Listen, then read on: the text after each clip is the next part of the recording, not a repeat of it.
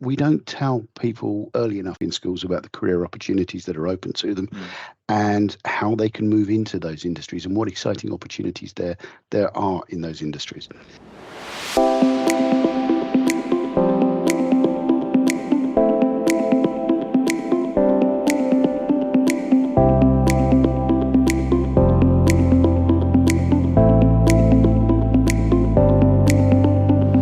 Hello and welcome to this latest podcast from City and Guilds. Today is the latest in a series of podcasts exploring our recent Youth Misspent research, which looked in detail at the experiences of young people as they navigate the education system and look to enter the world of work. Each month, we're looking at the issues identified in that research through the lens of a particular industry. And today, our spotlight is firmly on the energy sector. My name's Andy Moss. I'm one of the two managing directors here at City and Guilds, and it's my absolute pleasure to be your host here today.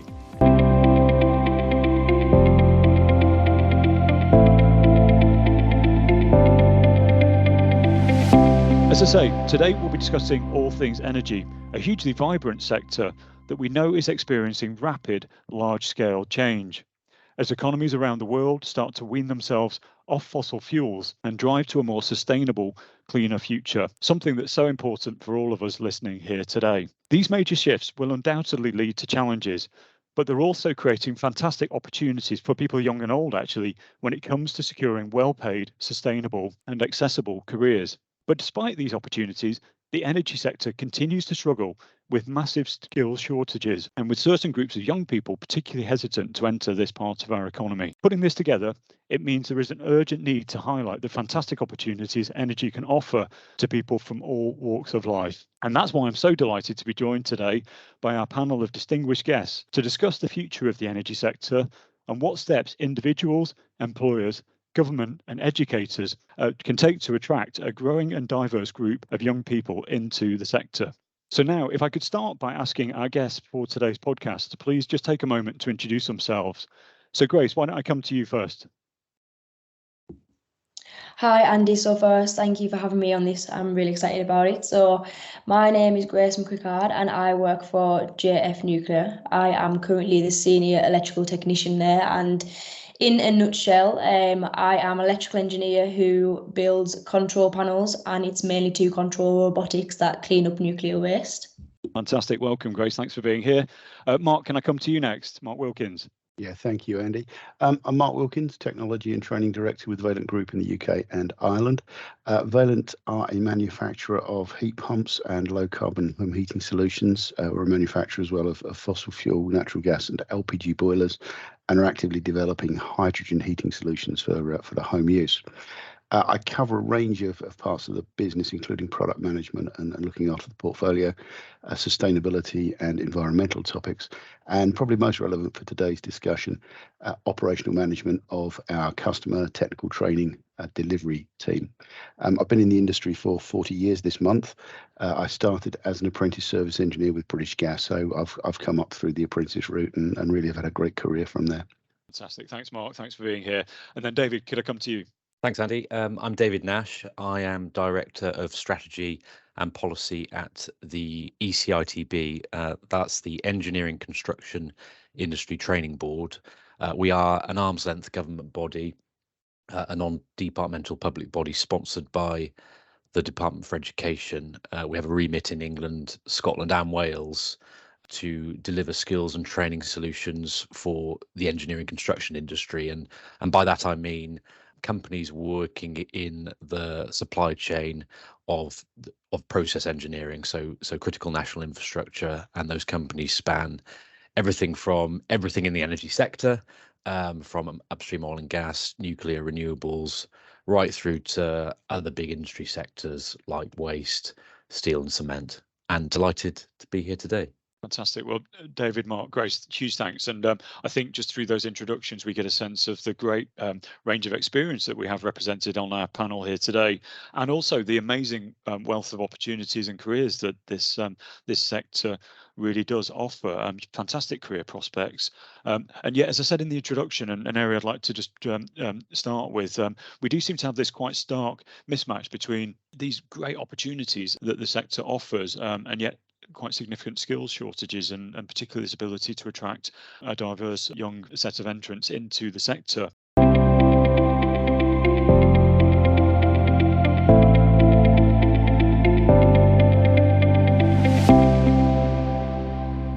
And so if you don't mind, I'm going to start there by just asking each of my guests to say a few words about how they and their organisations are really working to develop the skills that the sector really needs. So Mark, if you don't mind, I'm going to come to you first, and it'd be great to hear a bit about the work that you're doing at Valiant Group to really attract and train the workforce of the future.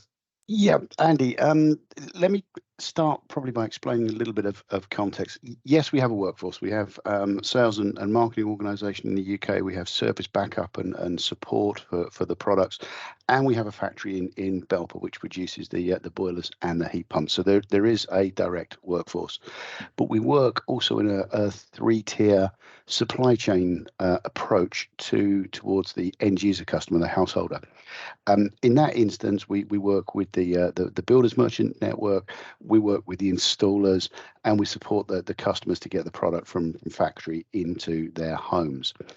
In terms of our own direct labour force, we have a range of apprenticeships that we offer across the business, whether that's from sort of the management apprenticeship levels sort of 5 and onward, or whether it's the new entrant coming into the business as sort of service engineers or technicians. So there's a range of training options. In terms of our customers, we've also always put massive emphasis on training the installation partner. That's the person that does the design or the installation of the system into the customer's house. Now, our ethos has always been to ensure that they are familiar with the product and how it interacts with the home. So there's a huge amount of training that goes into that side. That's really training of existing workers, and in that instance, we've got 6 training centres and a network of college partners around the country that we work with. We also support the students, so that's the new entrants into the industry coming up through college on their level 2, level 3 plumbing and heating or low carbon apprenticeship courses. And that's having the network of colleges with equipment in, having a network of colleges where we've worked to support the lecturer to effectively train the trainer. That really helps support the student in their learning, their development. They're learning with modern, new equipment, and they are working with state-of-the-art training methods in their colleges as well as in our centres. Well, that's really interesting, actually. And as you say, that spans then the range of both entry-level opportunities, but also right the way through to perhaps somebody looking to upskill and reskill into the sector. As you do that, I mean, and maybe I'll bring David in a moment, but just interested in how quickly you feel the training providers themselves, whether yourselves or the partners you work with, are adapting, because obviously this is an area of rapid change, actually, as we think about low decarbonisation. Are you seeing the courses adapt at a pace that you think is really helping to bring in those skills that we need for the future? I think in the college sector, it has traditionally been plumbing and heating with a bolt-on module with environmental engineering for the sort of the heat pump side of things. That's fairly well established. It's been running for a number of years. There is a review ongoing on that. I believe IFA are working on that at the moment, the Institute for Apprenticeships and Technical Education. So that review is sort of a fairly regular process that they would go through. There is a new low carbon heating technician apprenticeship, which is, I'm told, very, very close to being launched. And that, for us in our industry, is quite exciting because it really does focus on the low carbon technology. I think we're about to see how quickly the college network will adapt, because the apprenticeship scheme will be released shortly, and we're hoping that can be implemented in the first cohorts coming through from the autumn of this year. So we are working with a few colleges where we're close to pressing the go button. But there is definitely an appetite for change, and that appetite for change is sort of ramping up very, very quickly. Great, thanks, Mark. Really interesting, and I'm sure themes that we'll come back to as we go through this conversation. David, I'd love to bring you in now. Obviously, ECITB, as you said in your introductory remarks, obviously very kind of active in championing the sector. So really great to get your perspective on how you're seeing the sector support the skills needs of and bringing those skills needs into the sector. Yeah, I think, Andy, lots of companies and training providers that we work with, really see really positive opportunities on the horizon in terms of, many of our companies are already involved in decarbonisation projects, and obviously that spans a wide range of sectors. But we have companies actively engaged, for instance, in Hinkley Point C at the moment, delivering that mega project that is in the phase of work now where we need lots more engineers. And as you said earlier in your opening remarks, how we marry the opportunities in the sector with the persistent skills shortage is an issue that keeps us all up at night, and we need to think creatively about how we solve that problem. But I think there's definitely an appetite amongst companies to get more and more into this field, including companies actually who've conventionally worked in, shall we say, fossil industries. The diversification of their portfolios away from just conventional oil and gas, for instance, into renewables is something that we're seeing a lot of now. And I think obviously that reflects market opportunities, but it also reflects the appetite of the people, particularly the young people, but not solely young people, that they're trying to recruit, in that they know that increasingly many young people are looking for a career opportunity in those sectors in a way that they can support the climate change mission and decarbonisation, and so that's a key recruiting tool. I mean, in terms of what we're doing, Andy, as a training board, in training and developing the existing workforce is our USP. So we invest around £25 million each year of funding in direct grants to employers so that they can train their workforce. And increasingly, we're seeing a lot of that in net zero related skills training. But equally, a key part of what we do too is bringing in the next generation. So we're running several programs at the moment, including a scholarship program, which is designed to bring in learners who may not want to go through to traditional entrant routes into our industry, so that they can then progress onto a fast track apprenticeship or straight into another form of employment, and grow those types of pipelines. Because the one thing we know very clearly is the bow wave of big projects on the horizon. As you said earlier, we've got this skill shortage. It's not going to go away anytime soon, and it's probably not going to get any better anytime soon. So we've got to really turbocharge our efforts to bring more and more people in through the system, and we see that as a key part of the ECITB's role. Great, thanks, David. Really interesting, and I know we'll come back to a number of those themes. Grace, if I could come to you as somebody who's, I guess it's fair to say, relatively new in training into the sector. Great to get your experience of how it's been like going through training, whether you feel equipped with the skills that you need as you really think about developing and growing your career. Yes, so I have been in this industry now for 6 years. So I started the job when I was 17, and when leaving school, I didn't really have much of knowledge on kind of going carbon zero and carbon footprint and stuff like that. I feel like it's not something you get taught a lot in school, but as I started my career, and especially with the industry that we are in, because we are working towards net carbon zero, so it became kind of really important to us, and it was an eye-opener for me, especially on the college side of things, especially when I was going towards my HNC, HND. Mainly in my HND, as the higher the level go, I really feel like it does get kind of drilled into you, and it does become this eye-opener of what can happen if we aren't kind of minimalising these wastes and things like that. So I gained a lot of my knowledge and my skills through the college side of things.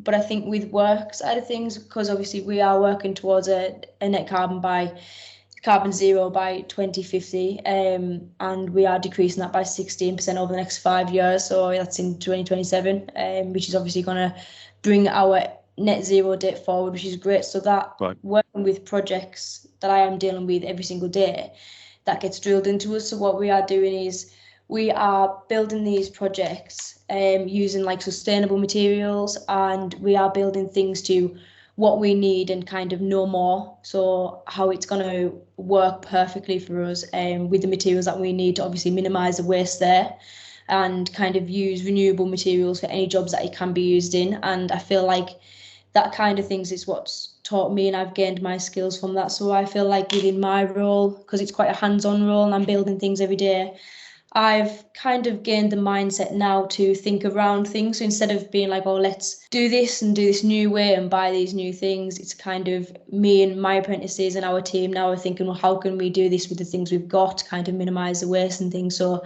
I feel like that's where my knowledge is coming from in that. That's fascinating, actually, and in many ways, one of the best ways to learn by application, actually, and learn through doing. That's fascinating, Grace. Really interesting, actually, and we're definitely going to come back to a couple of those areas later through the conversation. But really interesting opening conversation, actually, and I think we're touching on some great kind of food for thought, if you like, as we move into this conversation about how can we make sure that we're attracting as many people from as many diverse backgrounds as possible to come into this richly kind of vibrant sector.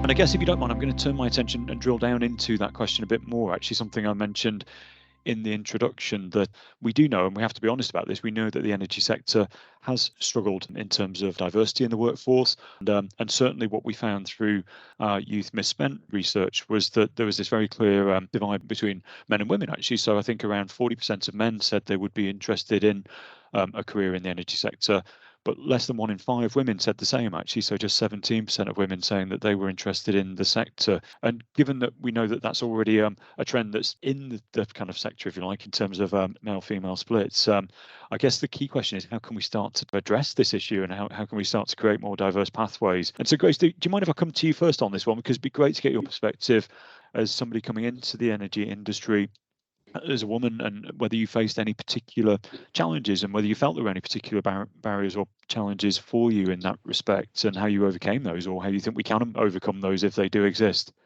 Yes, so firstly, when I left school at 16, I didn't really consider the nuclear industry, and the reason why I ended up going into it was actually because my dad works in the nuclear industry, and I feel like this results down into how little we get taught about it in school.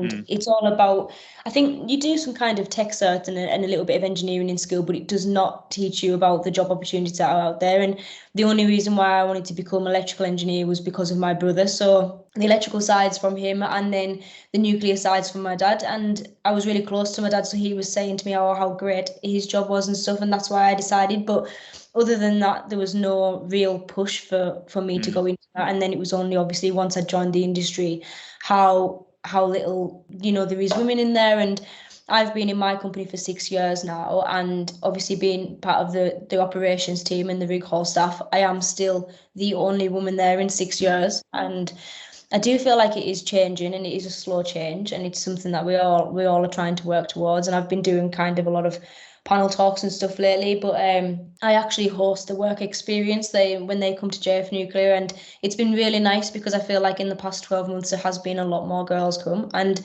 I think it's really great. And there was a report back to us one time. This one girl came for work experience, and she said she felt really comfortable because I was there, and I completely understand her, because when I started it was all men, and it is now. Obviously I've adapted to that now, which is great. I wouldn't change it. I absolutely love it, but I would love to encourage women to join more, and I think we're doing that with the new the Women in Nuclear. So that's a committee, and JFN are a part of that, and we try to push that as far as we can to kind of say to children and young people who want to join the industry, or anyone at all who wants to join the industry that's a woman, that it is normal and it should be happening more and more. And I've been going to a lot of schools and colleges recently to tell them about the opportunities, because I just think that women don't really see it as a male dominant industry, and that is how it is. They don't understand that actually the same opportunities do apply for us.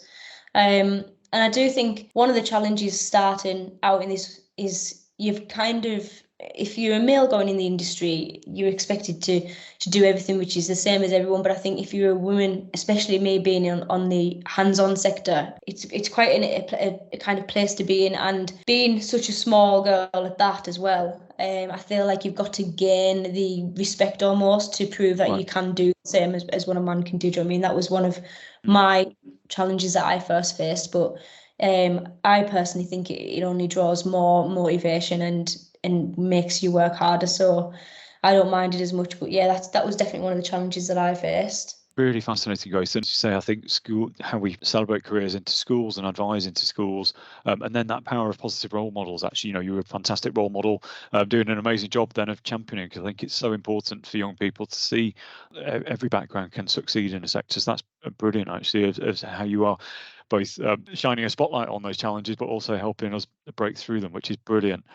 Mark, really interested. I mean, is this something that you experience at Valiant Group as well? I mean, and what's your perspective on this area? Yeah, I mean, our part of the industry needs a massive number of new entrants to support what is at the moment an ageing and largely male workforce. We need people coming into the industry from all backgrounds, all genders, all orientations, all ethnicities. We have a very exciting opportunity at the moment in the industry for those coming into it. And I think Grace has touched on one thing we don't tell people early enough in schools, and possibly don't even tell people enough in schools about the career opportunities that are open to them and how they can move into those industries and what exciting opportunities there are in those industries.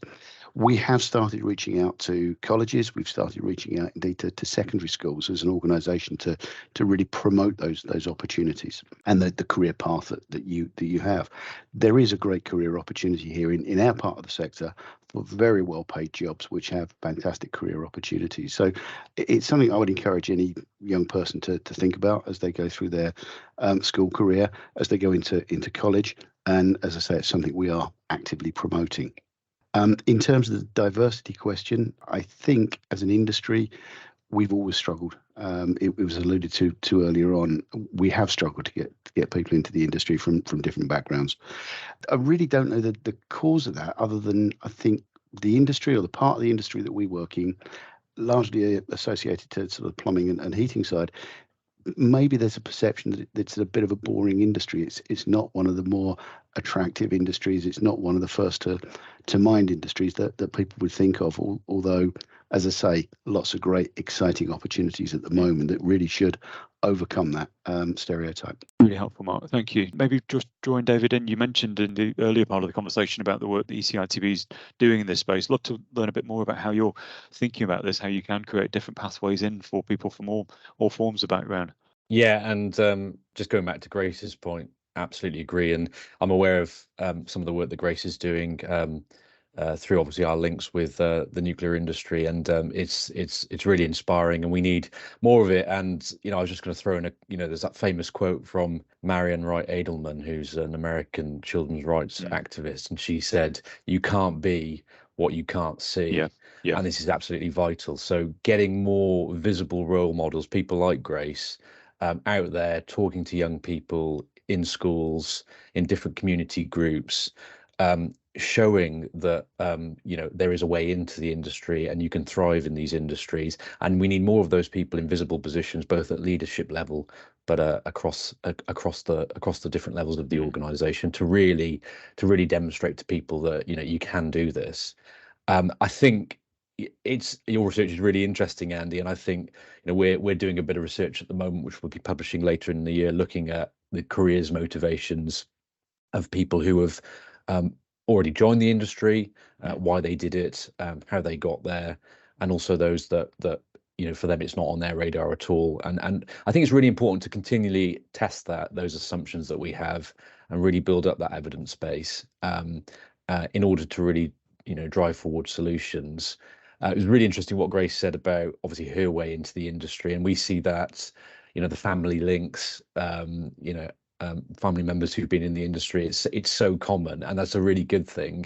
But we also need to demonstrate to people that actually you might not necessarily have a family member in the industry, but how are you going to get that information? How are you going to get that information, and who are you going to get that information from to actually advise you, and how you might get into the industry if you're considering that? And that's where I think, and we've improved our careers advice and guidance certainly in England in recent years with the work of the Careers and Enterprise Company. But I think we've got a lot more to do to really utilise careers advice and guidance in schools and tap into parents, parent networks, community groups, other sources of guidance for young people when it comes to thinking about their career opportunities, and really showcase the fascinating opportunities out there. And Mark's absolutely right. His side of the industry is some really exciting opportunities. Our side of the industry, the sort of challenge, the complex technological challenge of getting to net zero in the energy sector is one that, I think fascinates a lot of people, and a lot of young people too, and really being clear on how they can get into the sector, and communicating that from a really young age, I think is vital. I think that's a brilliant call to action from all three of you, actually. That power of positive role modeling, that ability to create networks so that, as you say, people that might not have family in the industry can really start to understand that this is a pathway for them. I think really important, and something that we absolutely must do as we look to drive forward. It's great to hear about some of the experiences and some of the work that's happening in that space, and it's how we can supercharge that, I think, as we come through.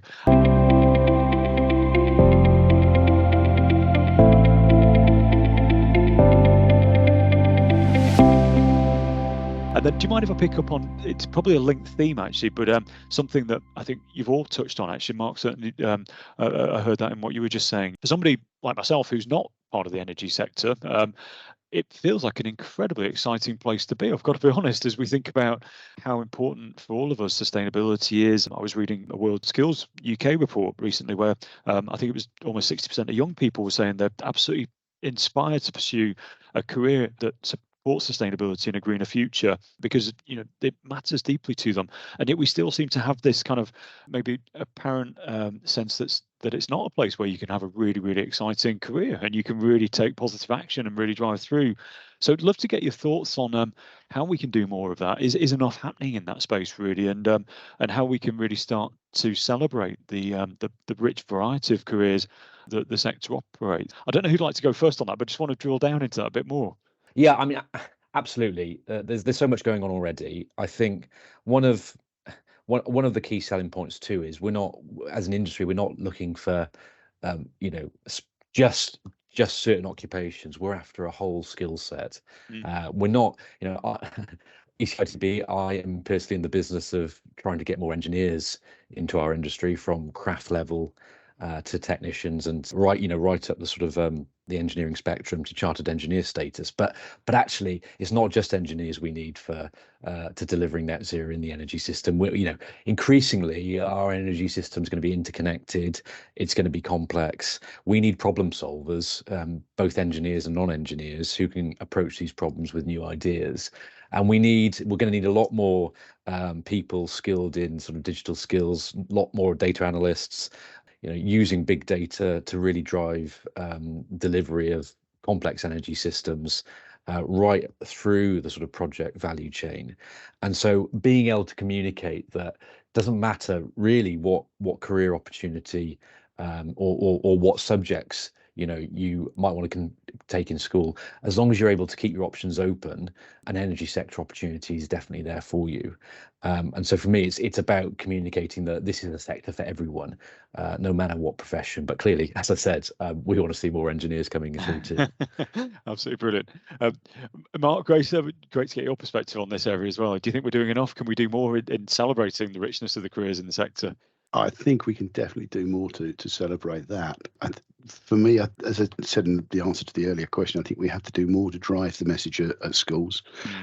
Grace was absolutely right, and it hasn't changed in sort of the time I've been in the industry. I really didn't know what I wanted to do when I was making the choices back in school, and I've got a 16-year-old going through the same process at the moment that hasn't a clue what opportunities are out there.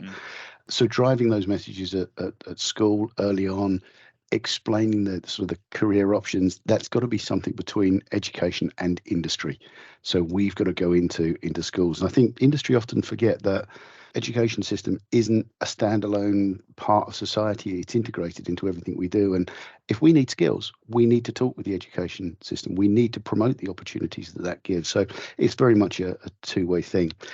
We also need to drive the message that university isn't necessarily the only answer for people. There are great progressive careers out there that can come through the through the sort of vocational college routes.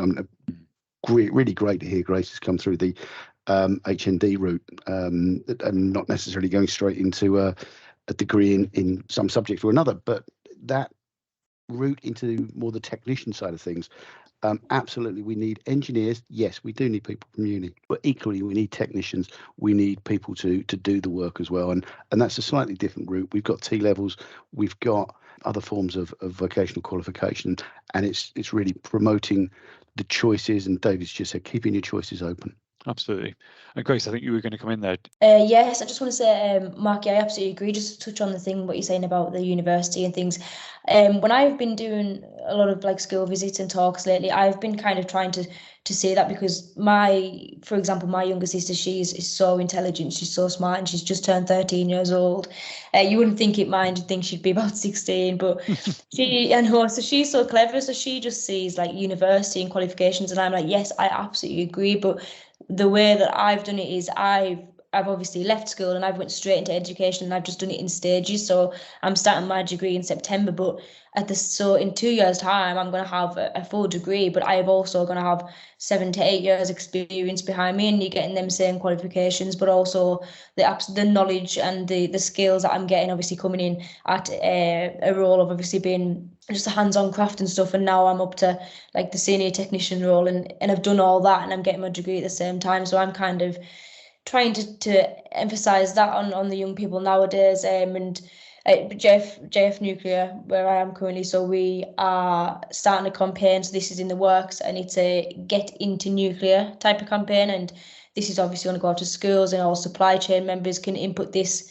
It's needed to drive aspiration and attract existing and future talent. And I do think we need to get more people in this sector, but to also know that they can kind of get all that knowledge and all this experience and open so many doors and opportunities along the way, as well as getting the qualifications. Really good, Grace. Great point. And I see, Mark, you want to come in, but I just to say, I've myself got a 13-year-old going on 16 at home, and I think the role of the parent there, I think, is a really important one as well, because often there's that pressure from parents to say that university is the only pathway, and I'm certainly trying to ensure that my kids are aware that, you know, it's one option, but it's one of many options actually, and I think parents can also help, and can help parents to make more informed choices and support their kids as they progress. But yeah, really, really great to hear that. And Mark, I know you wanted to come in on that as well. Yeah, Andy, I was broadly going to say the same thing. Grace has just highlighted there that the education system in this country is progressive. You sort of move through various levels as you go towards degrees and masters at the upper tiers of the education system. Unfortunately, most parents don't necessarily understand that, or understand that there are routes where you can get the education to get the jobs that you want, the jobs that we need fulfilled. By taking different routes. It's not go directly to university. I've got one, as I say, the 16-year-old at the moment that's going through that, hasn't got a clue what he wants to do. 19-year-old is studying at university, very, very clearly defined career path that he wants to take. It was totally the right choice for him. The younger one, I don't know, it's painful at the moment, but trying to keep those options open. And you're absolutely right. Somehow we need to educate the parents as well about how the systems work, how the education is sort of progressive, and you can move from one qualification to the next and build your career as you go. I completely agree, and I think it's on all of us to do much more. It's something that obviously we care passionate about at City and Guilds, and need to do increasingly more to help and simplify the pathways. Actually, I think one of the things that often parents find is and can feel a bit of a minefield actually trying to navigate it. So the more we can create a simplified kind of a landscape, and also, as you say, just make sure that everyone understands these are equally great options that are out there. Grace, I just saw your hand go up. You'd like to come in? Yes, just talking about career pathways as well. So obviously when I left, I knew I wanted to go into electrical engineering in the nuclear industry, but I know that a lot of people don't know what they want to go into, and some young people can rush into a job and find themselves a few years in kind of really upset that they've done that, and then they've got to step back and start the career again. But what I done was through City and Guilds, and it actually was the traineeship. So before I gained my apprenticeship year, I done the 2.5-day course, and what that was a level 2 in performing engineering operations. So obviously, like I said, I knew I wanted to get into engineering. So if a student knows kind of what sector they want to go into, I really, really love these traineeships, because that was the best thing that ever happened to me. I didn't get a job, and I went into that traineeship, and that really kickstarted my career, because obviously I then found out that electrical was right for me. But not only that, in that course, I got to do mechanical engineering and pipe fitting and welding and machining. I feel like it gave me such a great kind of understanding of what routes that you can go down within the industry before starting my career. So yeah, I really love that traineeship scheme. That's brilliant to hear that, Grace. And it was actually something I was going to drill down, but thank you, because you picked up on a question I was going to ask.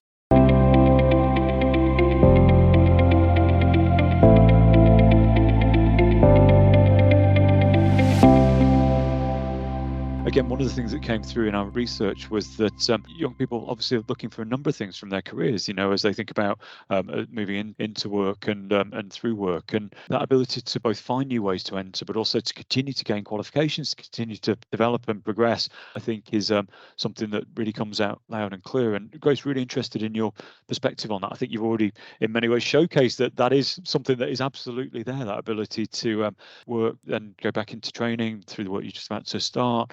What's your perspective? Are we doing enough as a sector in again making sure that is that rich kind of opportunity is there and available to people and they understand it? Yes, I do definitely agree. So I knew it was there. A lot of people that I know, and especially doing all these talks lately, a lot of students know that this opportunity is there, and I do actually know a lot of people going into them. And I think that it is widely known that there is these kind of traineeships and things available to kind of, so you can know what path you want to go down and have that kind of reassurance that this is the right thing for me almost. And I do, at the start of my career, we all heard about it, but I have seen in the 6 years that I've done this, I have seen how much more knowledge there is on it and how many more students are going into it. I mean, there's a lot of, I've got cousins and stuff that have done that when they've, and not only don't know what career path they want to go to, but also people that don't get apprenticeships. So the reason why I went on it, because I didn't get an apprenticeship, and like I say, even though I was essentially, you can say, knocked back 12 months because I didn't get an apprenticeship, it was absolutely not the case, because yes, I wasn't earning money, but like I said, it was the best thing to happen to me, because the career path that course then got me into was absolutely amazing. It opened so many doors, and as I've said, the last 6 years I've seen it become a lot more kind of normal to go into these traineeships, and it's dead encouraging to see, really. That's brilliant. And David, Mark, I love your perspective on this, because I think one of the things we do know is sometimes employers struggle with these schemes, actually, in terms of how they can weave them into their kind of their recruitment and talent development practices. Do you think, I'd love your perspective on that in terms of how we can better support employers to create these opportunities? Yeah, I'm happy to go there, Andy. I think certainly employers in our industry, they're looking, I mean, historically, really big sort of proponents of apprenticeships, bringing in apprentices into the sectors has been a sort of a core part of what the industry has done for many years, and that'll continue to be a really important route, particularly for some of the more craft and technician type disciplines that Mark mentioned earlier, as well as the HND route. That's really popular. I think where there are new schemes, such as T levels in England, of course, traineeships are relatively newer. There's always going to be a bit of a lag in terms of employers being aware of them and being aware of the opportunities that they can harness from them. For T levels, it's still very early days in terms of the rollout of the engineering and manufacturing T level. We're certainly hopeful as a training board that more and more young people will consider a T level in engineering manufacturing, and then potentially progress on to a sort of a high level apprenticeship, or go straight into employment within the industry. Similarly, skills boot camps, they're a great idea. There's lots going on around the country. That's a really useful way of getting older workers into the industry at a later date. And I think that's another thing we need to really give more focus and attention to, which is how do we enable people to reskill and upskill later in life, where they may not currently actually be employed in the energy sector, but they may, for various reasons, decide at a certain point in their life that they might want to move into it. How do we enable that to happen? And it's things like skills boot camps, it's things like the lifelong loan entitlement, which hopefully is coming in a few years' time. That's, I think, we really need to focus more on those areas, because without it, we're not really going to solve the skills shortage if we only focus on, yes, young people people are absolutely vital to the future of our industry, but we need to attract people from all ages and all demographics, and those schemes and other schemes are going to be key to that. Great point. Really good.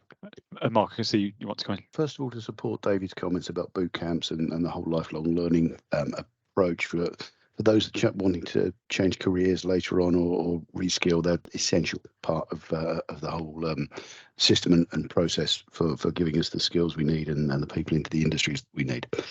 As a manufacturer, Valent are a large organisation, and we're structured such that we can take on apprentices, that we can work with their local colleges, and we can shape what we need. Many of our customers, though, are SMEs, and when you get down to the craft and the trade level, we've got a lot of individual sole traders and business owners that run the business themselves. They aren't structured to easily support apprentices and trainees in the business. So I think we have to look at this in two ways. That you've got the bigger businesses that can and do have learning development departments and that focus on training, education and progression of talent.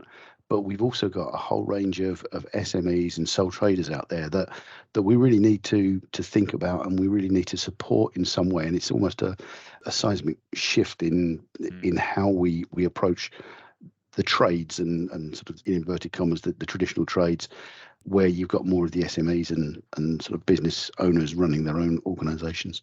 Two huge themes there actually through that conversation. Actually, couldn't agree more in terms of the need to both think about how we support adult learners and others who want to maybe retrain or train into the sector. And then Mark, that points on the SME and the smaller, the micro businesses, and how we can support them to access and have that same access into systems that we know feel quite impenetrable to them. We see the research, I hear it every day, that the apprenticeship system feels too complex, feels too kind of onerous in some ways for smaller businesses to come into. So how we can create more flexibility into that, something certainly we at City Girls are really focused on trying to create that flexibility into the system.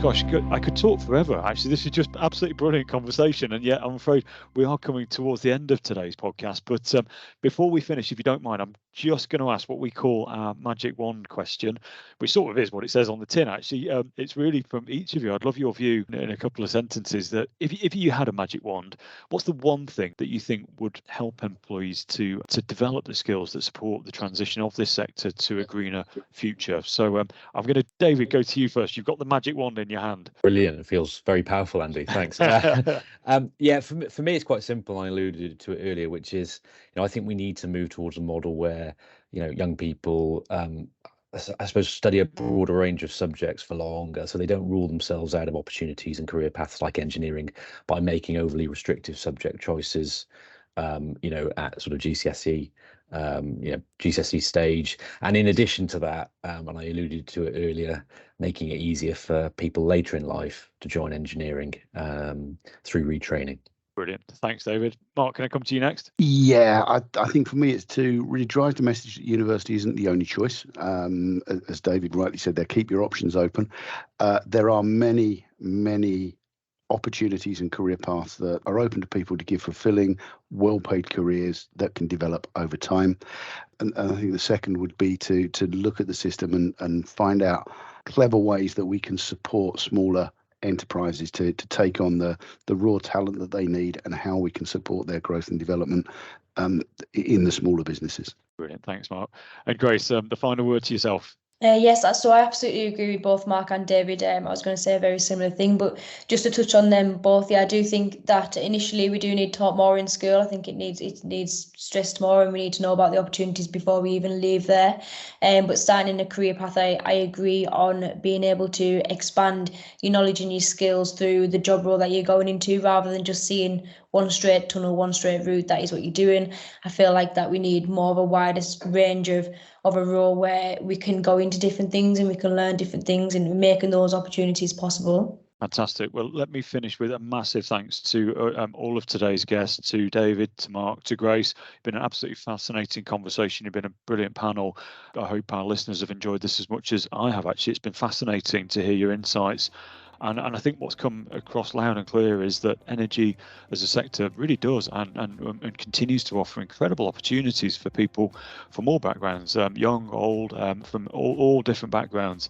And I really do hope that some of the themes we've been talking about in this podcast have helped bring that to life, but also in many ways given us a call to action about how we can do even more to create those pathways for people to come into this incredibly vibrant and rich sector. So huge thanks. So let me finish therefore with a thank you to everyone who took the time to listen to this latest installment of our podcast. To all of our listeners, I hope you have found this a really fascinating conversation. It is time for us to sign off now, but we will see you again next month when our head of engineering here at City and Guilds, Craig Smith, is going to be talking about some of these similar themes across the broader engineering sector. So let me say thank you and goodbye for now, and huge thanks as always for listening.